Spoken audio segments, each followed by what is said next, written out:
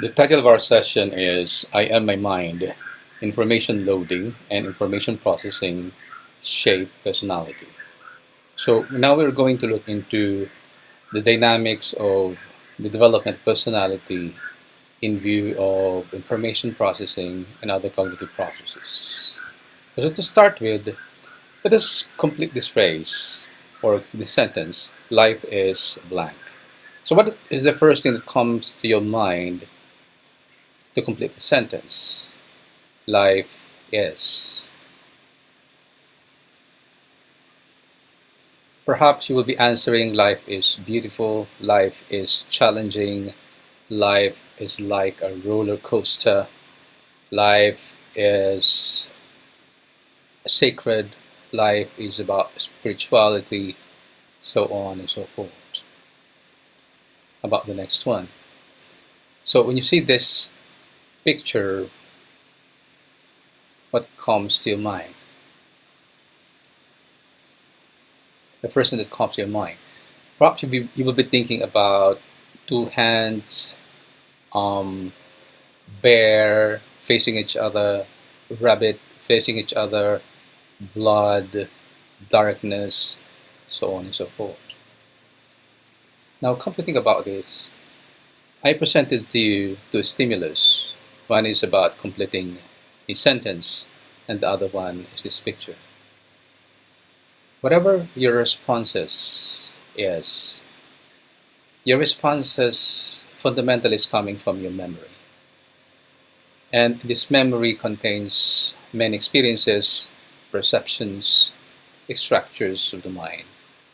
And this information that we have, this perception that we have, are fundamentally the elements that we use to respond to stimulus. So you understand what you want to understand. You believe what you want to believe in. And your understanding and beliefs on a certain stimulus like this are coming from perceptions. They are generated by your perceptions stored in your memory, in our memory.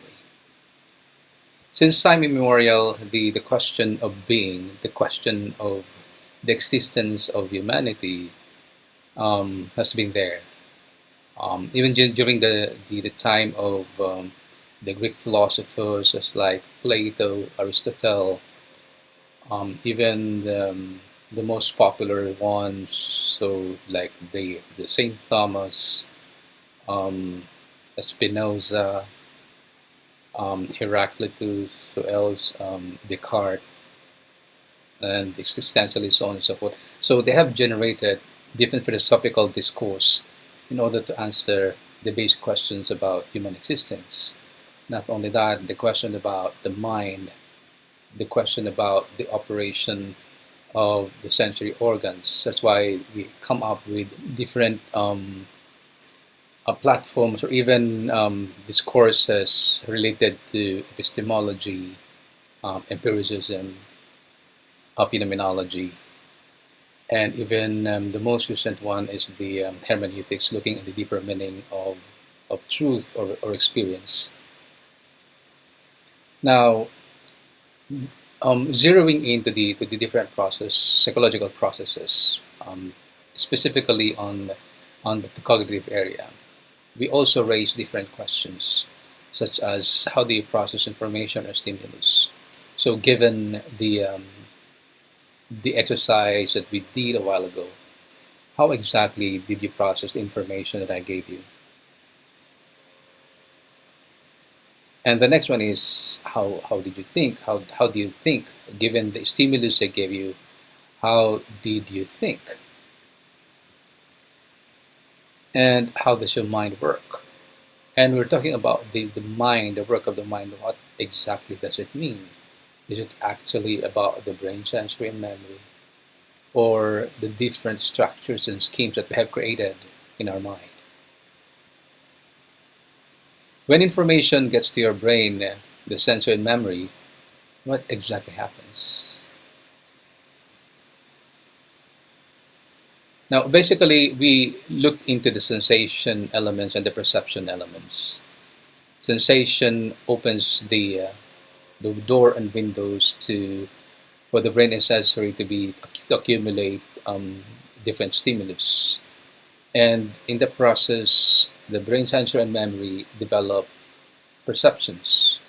On the other hand, also when we are able to develop perceptions and build perceptions in one way or another, perceptions influence the way we see things, or the way we hear things, or even the way we taste things, the way we feel things. So the perceptions regulates sensations in one way or another. Just for example, the stimulus I gave you a while ago basically is about visual. You're using your sensory faculty. The way you saw things basically are coming from your perceptions. So the output, for example, the life is great, is fundamentally coming from your perceptions, um, shaped by different experiences, encounter with people and the like. So when talking about information, this is fundamentally all about stimulus. And stimulus are basically about experiences, formal and informal learning and encounter with people. So when we shape our perception, these are coming from different directions of stimulus, or different sources of stimulus. Now, related to what I've been talking about, the basic operation of the mind is basically, in terms of dealing with stimulus, is all about encoding, storing, retrieval. Okay? But the thing is, are we the same? Pare-pareho ba ang ating encoding, storing, and retrieval? Pare-pareho ba ang dynamics natin in terms of these three areas of the mind or thought processes? Our mind consciously and unconsciously builds schemes and structures. Bumubuo tayo ng iba-ibang struktura para siyang blocks na binubuo natin, whether it is conscious or unconscious. Now, basically, iba-iba yung dynamics natin sa pagbubuo ng schemes and structures. Kaya nga iba-iba yung responses na ibinigay ninyo doon sa life is blank and doon sa ink blot kanina. Definitely, you will be having different responses. Fundamentally, it is coming from the schemes that we have created or programmed in our mind. In formal education, we design thinking structures or schemes. So as you can see in the picture, if you're very familiar with the educational processes, if you're working in school, the teachers, when they develop lesson plans, they first develop the learning goals or the learning outcomes. So they will use these words to develop the learning outcomes or learning goals. So perhaps you're also familiar with the higher order thinking and lower order thinking. So the higher order thinking here is the create, evaluate, analyze, and the lower order thinking will be remembering and understanding. Applying will be basically about the higher order thinking also. Now, when you start to look into these examples of ways or process in creating a structure in the thought processes, then the question is, are we trained to master them? Tinatrain ba tayo na ma-master ang higher order thinking na ito? Or the educational system is generally focusing on the content rather than the process? Again, the question is, are we trained to master a specific structure of the mind? Again, part of the reality, our mind can go different direction. So even, for example, the school is consciously training for example, the higher order thinking. The moment the mind works, Okay, the mind is so unique in itself. It's very dynamic, uniquely dynamic in itself that it goes different direction. Just for example, we have 30 students in front of us. Well, let's say I have 15 graduate students in front of me. So do I expect that the student will be working with their mind in the same way? Absolutely not. Because their mind is contained with different experiences, their mind is contained with different programs, their mind is contained with different interactions with people, and different conditionings, different approaches in terms of creating a path for the mind.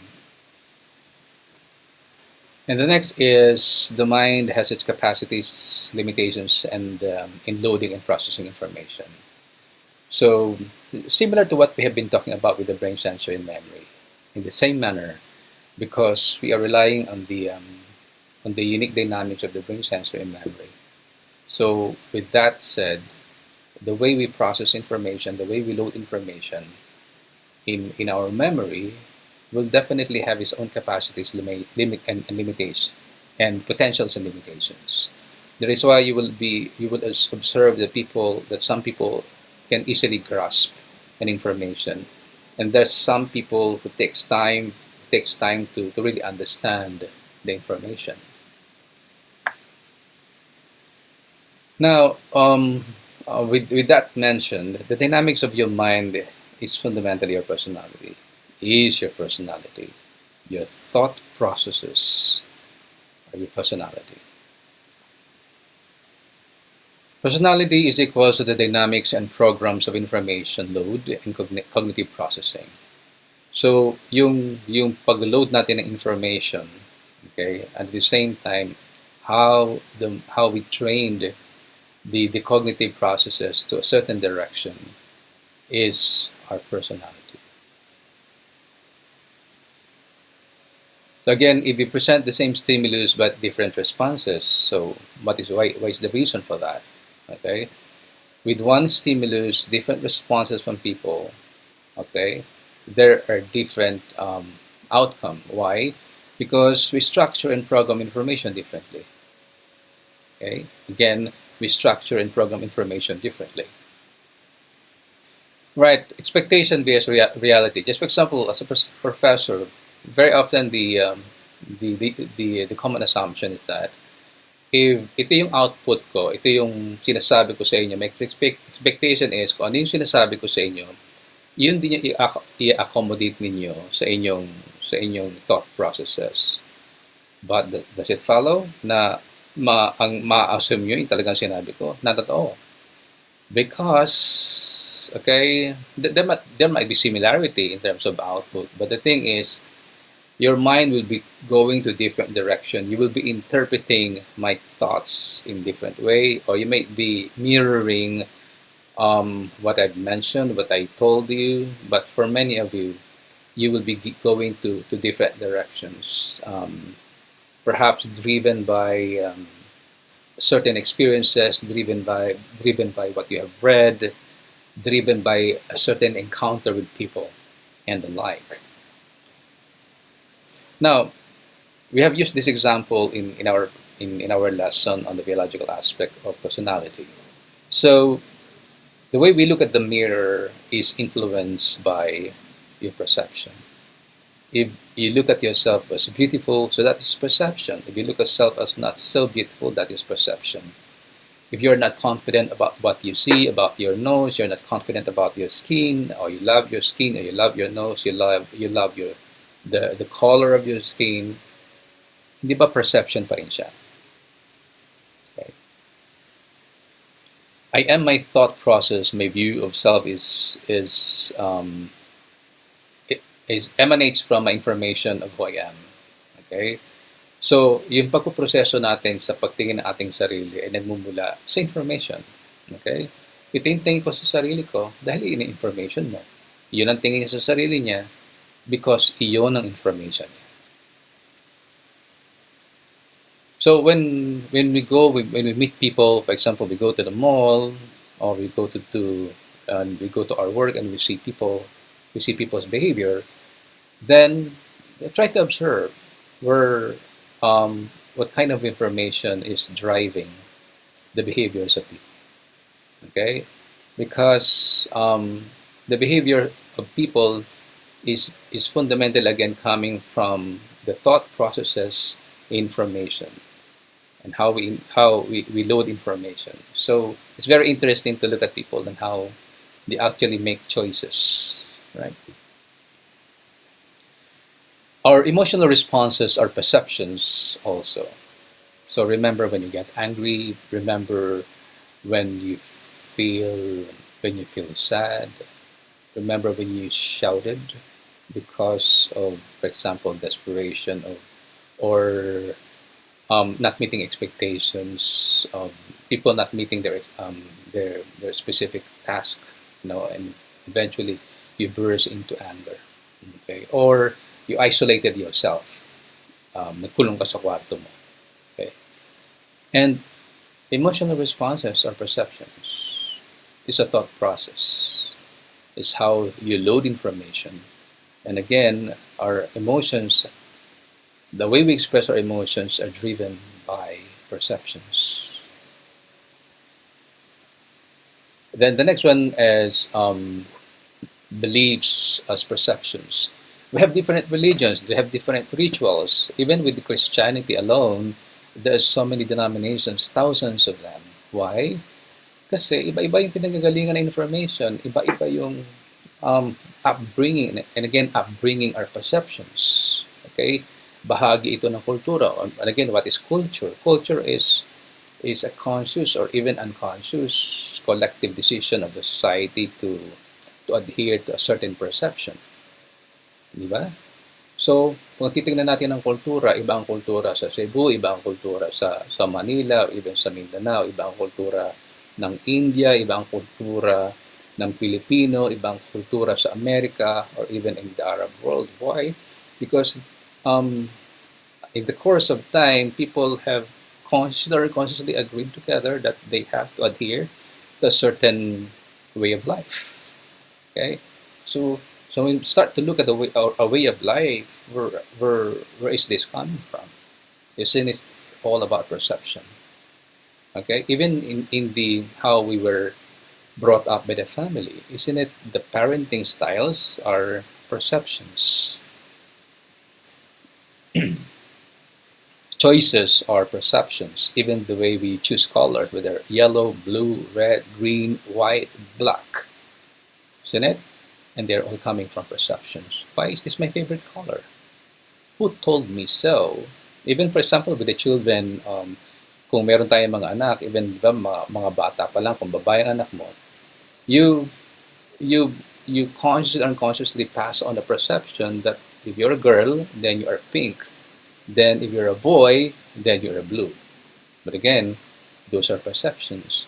Kaya very interesting, if you're parents, just have to be aware that you're passing on perceptions to children about how they're supposed to behave, how they're about to approach life.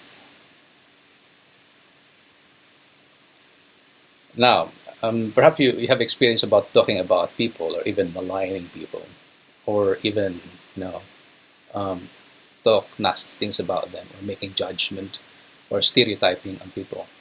Now, how we talk about people is a matter of perception, and how we control information, and how we control our mind. But the big question, sometimes we need to become, why do I have to talk about people? What exactly is the reason why you have to talk about them? Okay, but people are not even aware about that. So even if I talk about people, what's the reason why I talk about them? So we are coming from perception, and again, perception are coming from information that we have. So if being Marites has become a norm in the society, so basically we absorb a certain norm, but is it a conscious accommodation of a certain norm developed by the society? Anxiety is perception. Have you ever experienced anxiety? So go back to your experiences. So anxiety basically, aside from sometimes it's also pushed by some genetic factor. But when you start to look at anxiety, these are accumulated negative thought process. When we become accommodate negative information, or keep on sinking into very negative experiences, a very what do you call these unreasonable expectations, aren't they perceptions? Takot. We experience this many fears, whether it is psychological fear or any kind of fear. Aren't fears also perceptions? Yung mga kinakatakutan natin is fundamentally or basically created by our own mind. Takot mawala ng relasyon, takot mamatay, takot mawalan, o takot mapag-iwanan, okay? O takot sa iba-ibang bahagi ng ating mga sarili. Di ba, miski nga yung mga aswang, kinakatakutan natin, miski hindi naman siya nag-exist, o kadiliman. Ilan sa inyong natatakot sa dilim o natatakot mag-isa? Isn't it all about perceptions? And in order for us to thrive with this life, so we create this is another scheme about our thought process. You can be a creative thinker, but again, becoming a creative thinker, hindi siya nagmumula sa isang blank slate na pag pinanganak ka na creative thinker. Of course, your brain and sensory and memory might give you, parang you are more susceptible to become creative. But without the conditions that you can consciously create, or people consciously creating for you, then you become a creative thinker, meeting people, meeting creative people, meeting artists, meeting very innovative people. Then you become a creative thinker. Similarly, in terms of critical thinking, okay. So again, it does not happen in evolution in a blank slate, okay. So nadidevelop ito sa pamamagitan ng mag-create ng iba't ibang conditions, iba-ibang information, iba-ibang proseso, pagbibigay sa iyo, iba-ibang struktura ng pag-iisip, logical thinking, solving puzzles, or getting into research, getting into debate, or getting into arguments, right? So this shapes your being a critical thinker. Now, when we start to look into ourselves, into our personality, am I a critical thinker or am I a creative thinker? Okay. Even in a clinical practice, looking into the practical sense of what we're talking about, even in the clinical practice, we help people by understanding thought processes. So, pag nag-meet tayo ng isang client, I mean, in my practice as a clinical psychology, they bring with them different perceptions about life. They bring with them different programs on how they process information. That's why some people, it's so easy for them to easily understand the situation. May mga ibang tao na nangangapa, hinahagilap kung saan nagmumula ang iba-ibang bagay na nangyayari sa kanilang mga sarili. Tapos kinakailangan mo silang i-guide o kinakailangan mo silang i-direct para ma-discover nila ang proseso na yun. So what I'm trying to drive at is that iba-iba ang mga taong darating sa atin at iba-iba yung programa na pinanggagalingan in terms of the loading of information, the way they were brought up in terms of developing a certain thinking process. And likewise, in the industrial setting, some of you are working in the human resources. So this is very useful in really understanding the workforce. So, for example, you're thinking about a specific task, or a specific project, or a specific program for the company that would entail a specific output. Then you look into the people, you reflect on the capacities and potentials of your people. So you assign one person to this one because it is easy for him to understand things. He can easily pick up situation. He's a very quick problem solver. He's very good in analyzing, looking at the details of things. So when you understand exactly the capacities, potentials, limitations, and different, the different competencies of people in terms of thinking process, then you will be able to maximize the strengths of the cognitive strengths of people. So again, I am my thought process. So when you start to look at personality, our personality is compounded by different perceptions about life, different accumulated information, and built-up perception brought by information, and that becomes me.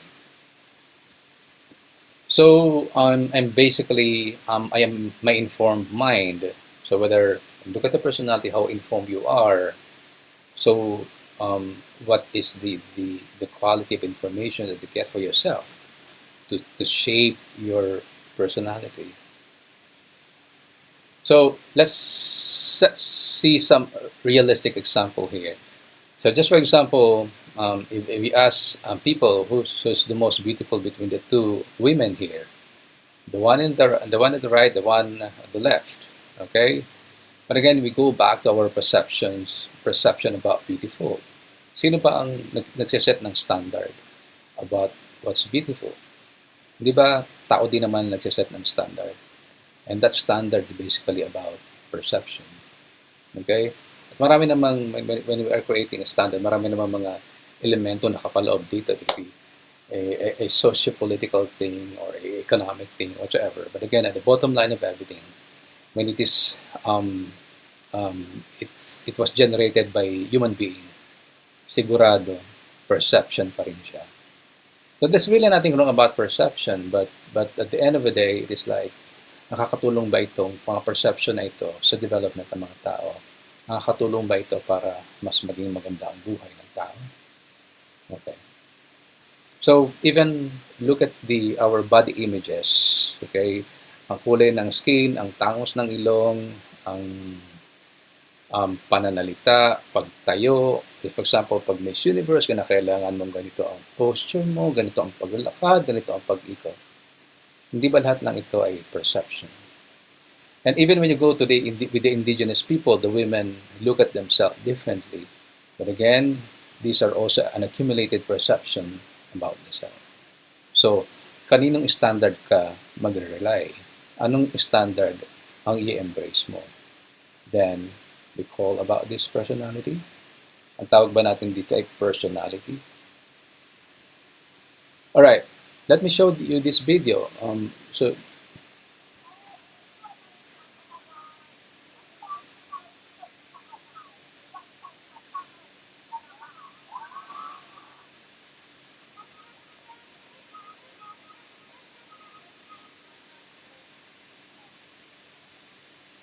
Now, it's just like when we look at children who engage into this kind of activity, I think about how we are really in, a society, as a collective consciousness.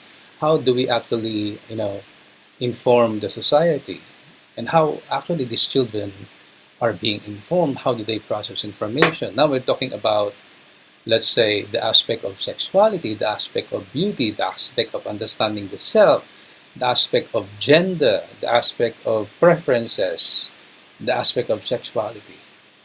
Now come to think about it. How are these children, assimilating, accommodating all this information coming from the society, the adult society? Now think about this. We are passing on a perception for children. Is this the highest sense of perception? Or is this the highest sense of processing information? Is this the highest sense of the mind? I have nothing wrong, I have nothing against about LGBT. But again, this is a perception. But I'm more into understanding the collective, how the collective process is happening in terms of processing information.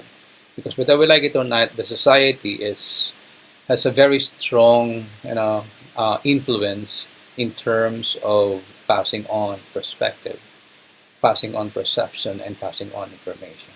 Now, going back again with the children, with the development of children at this young age, is this the essence of the mind? Is this the essence of understanding the self? Or are we really helping the children to really understand who they are as a human being, who they are in terms of their personhood?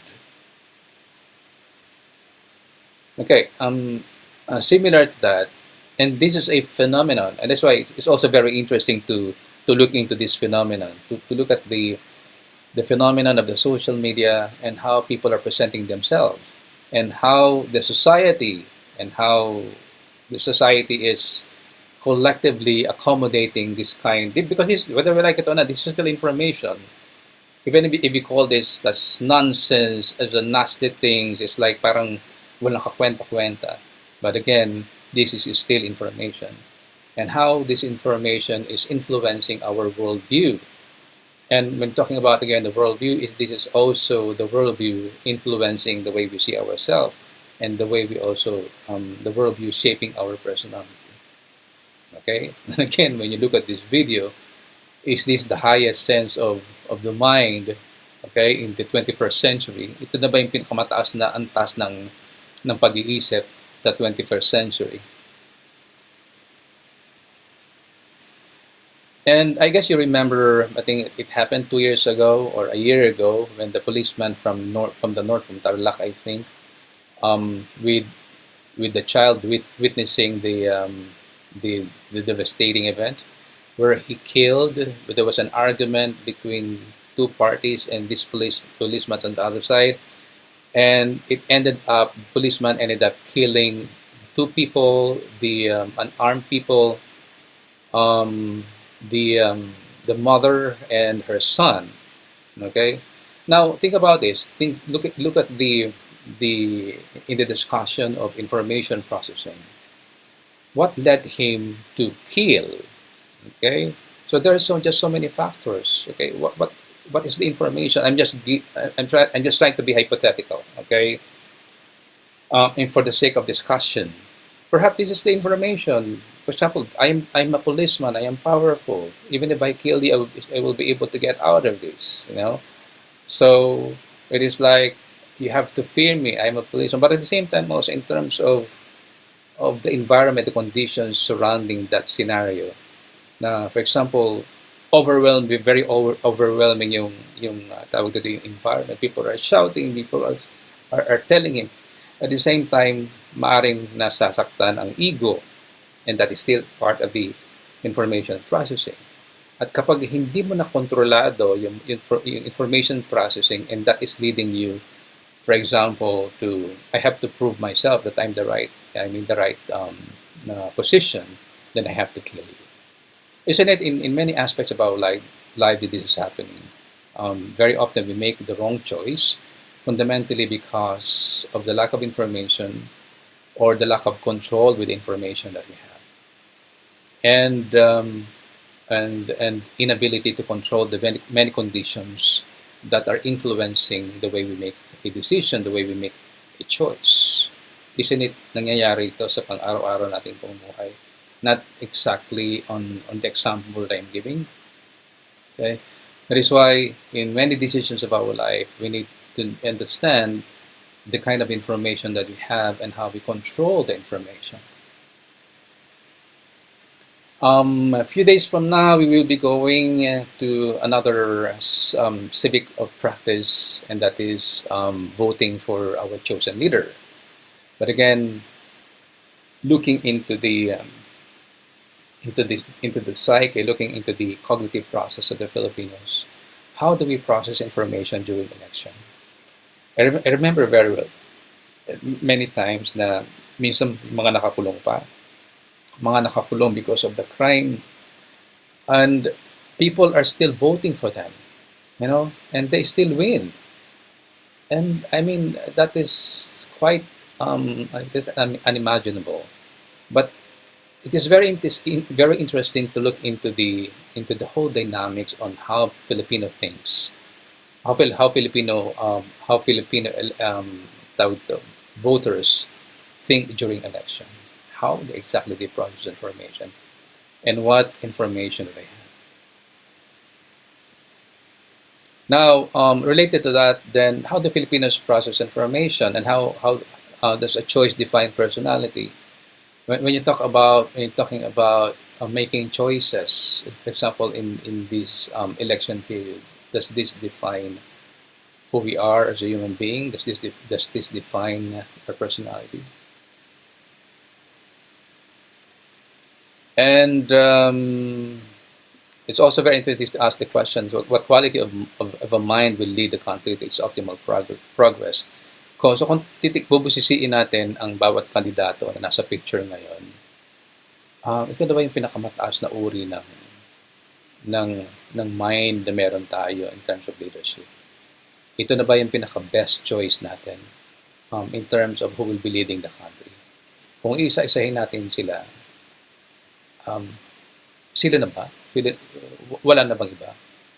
Okay? O merong sa kanila na merong tawag ito in terms of the sharpness of the mind, you know, in terms of the information and the like, that they have what it is to lead the country. Or it also boils down to the educational system that we have. Ang educational system ba natin ay nagpo-form ng mga mind that will be leaders one day? And that remains a big question. Wala naman tayong data tungkol dyan. And that is a very interesting exploration na pwede nyo tingnan bilang isang psychologist. So kung paano tayo humuhubog ng mga leaders ng ating bansa. So understanding behaviors and emotions is equals to exploring the thought process. Kung gusto natin maintindihan ang behavior natin, ang emotion natin, ang ating pagkatao, then we have to explore the thought process. So who am I? Sino ba ako? So we have to revisit and validate information and thought processes.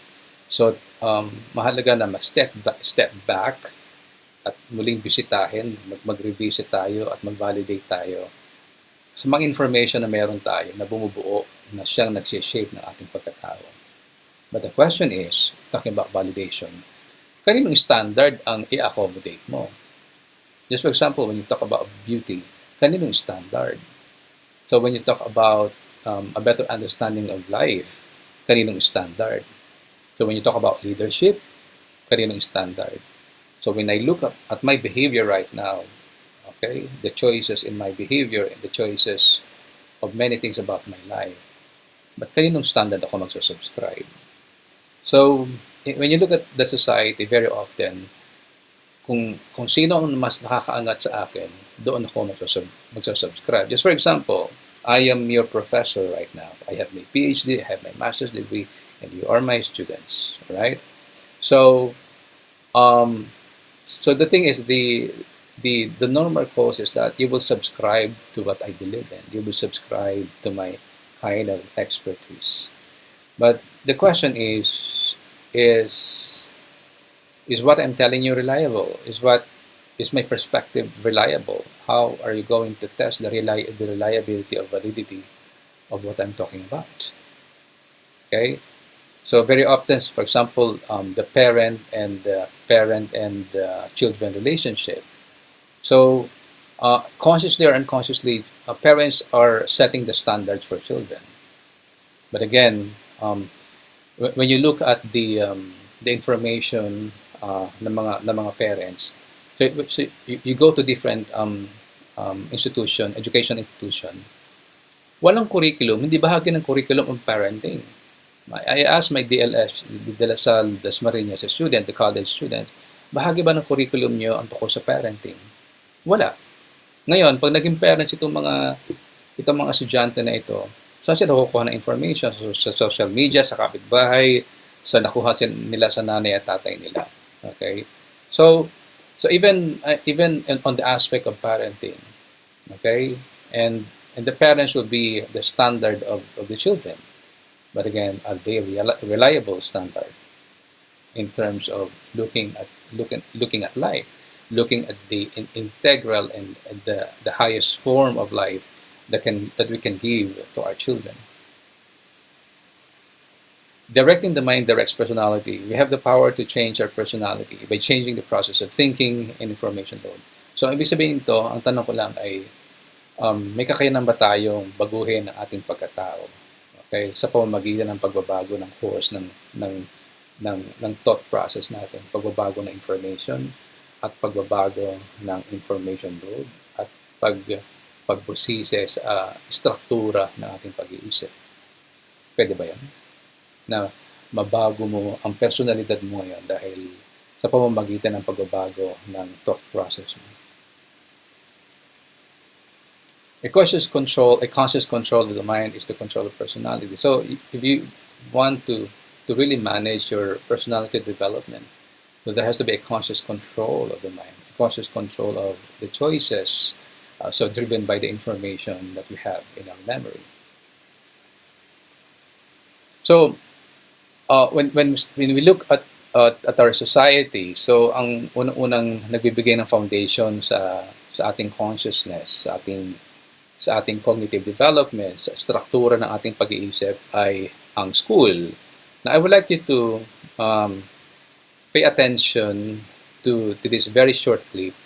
Look at the interaction of the teacher and how many students, around 40 students in a class. Okay, look closely on how the teacher is paying attention to each of the students.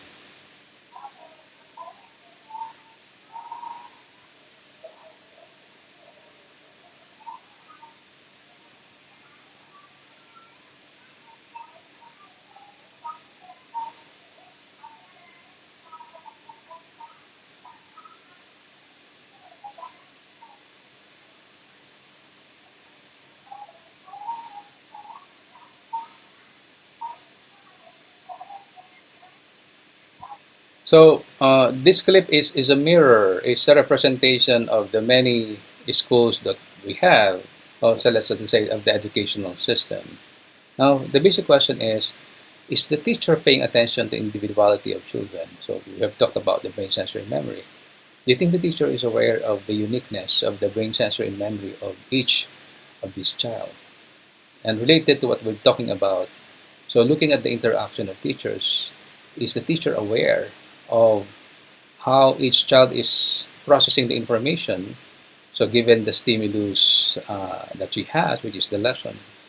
Okay, so you look also into the different conditions, the overwhelming learning materials. Not only hindi yung nakalagay lang sa blackboard, pero yung look at the surroundings. This is very overwhelming sensory stimulation tools. Ngayon, because like just by itself, makikita mo kung paano natin talaga minomode, sineshape ang proseso ng pag-iisip ng mga bata. Now, just imagine if they become adult, what kind of mind have you produced? Anong klaseng mga pag-iisip ang pinoproduce natin, ang pinoproduce ng mga paaralan. And soon, some of them, or one of them, will become leaders of their community. But what kind of mind are we shaping? Okay, and the schools and educational system is parang one factor in the development of our personality, right? Tama ba yun? And also with advent of technology, the social media, right? This overly stimulated sensory influence how we perceive truth and reality about the self. Okay? So with the advent of the virtual reality, so is that impacting also on how we see the reality about life? And for that matter also, pwede ba maging virtual na rin ang pagtingin natin sa ating pagkatao? Now, questions. How do we train the mind towards our optimal self? So you want to go beyond survival. We want to see a better version of our life, better version of self. But what kind of mind do we need to have that version of ourselves? So for example, with the children or the children that you have for parents, so how are you going to train the mind of your children to have a better understanding of who they are when they become adults?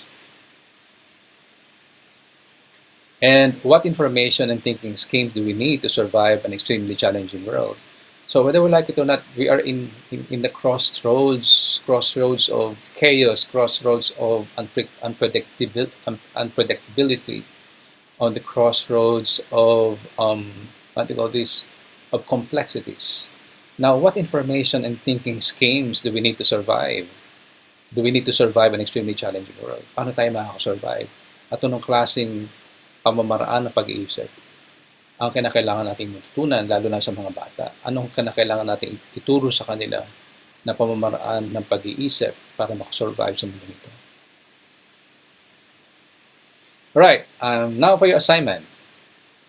I would like you to explore your personality in the context of your thinking schemes. Meron tayong mga schema, okay? And information laws. So very interesting. I invite you to go back even up to your childhood. Tingnan niyo mabuti kung paano niyo binubuo ang bawat perception, ang bawat worldview, ang bawat pananaw. At tingnan niyo kung paano ito bumubuo ng iyong pagkatao ngayon. Paano ito nakakatulong sa iba't ibang emotions, behaviors, and even the way we make choices. You are your mind.